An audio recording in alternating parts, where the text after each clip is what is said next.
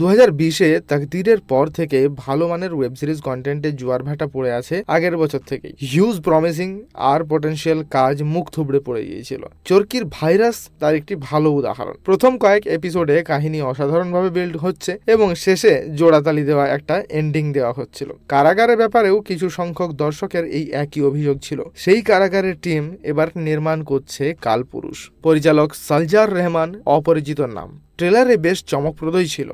Time travel কনসেপ্টে mysterious কিছু আভাস দিয়েছিল, সাথে বিরিয়ানির প্রলোভন দেখিয়ে ডাল ভাত পরিবেশনের শঙ্কাও ছিল। কালপুরুষ গল্পটা শুরু হয় আর 5টা মার্ডার মিস্ট্রির মতো একটা খুন দিয়ে। তদন্ত কর্মকর্তা ধানমান্ডি থানার এসআই মিরাজ।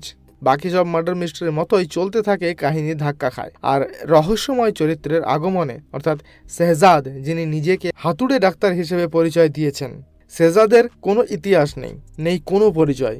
মানুষটা যেন ভেসে এসেছে শূন্য থেকে। সিরিজের প্রথম পজিটিভ দিক হলো ডার্ক শেডের কালার গ্রেডিং, প্রিমিয়ামনেস, ভালো মানের সিনেমাটোগ্রাফি, যা সিরিজের টোন বা ভাইবটা ভালোভাবেই সেট করতে পেরেছিল।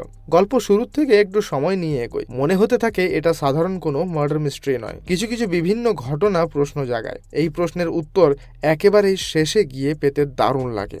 রাইটিং আর স্ক্রিন প্লের প্রশংসা তাই করতেই হয়, যদিও কিছু শর্ট অপ্রয়োজনীয়ভাবেই একটু লম্বা ছিল।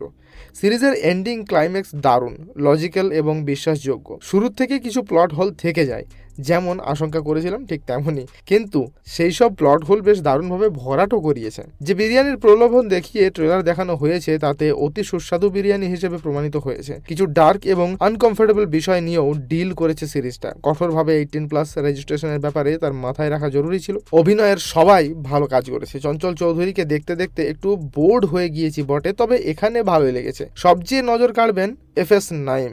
বডি ট্রান্সফরমেশনের জন্য বাহবা পাচ্ছেন তিনি। ইমতিয়াজ ভার্সন ও তানজিকা আমিনের তেমন স্পেস ছিল না এখানে। যদি দ্বিতীয় সিজন নির্মিত হয়, জয়ন্ত চৌধুরী হয়তো সেখানে বড় রোল প্লে করবেন, সেই আভাসই পাওয়া গিয়েছে সিরিজের শেষে। ওভারঅল আমার কাছে কালপুরুষ বছরের সেরা বাংলা কন্টেন্ট এখন অবধি।